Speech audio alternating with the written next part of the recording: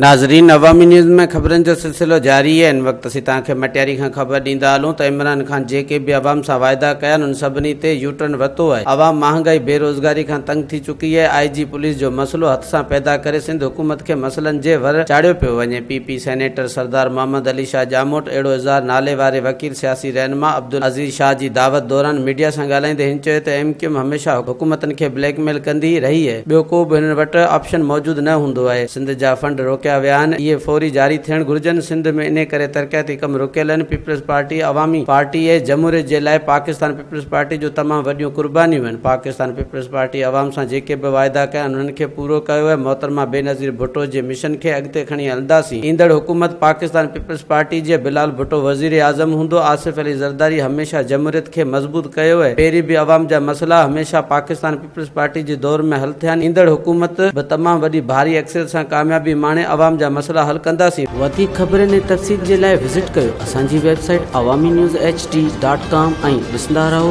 Awami news HD।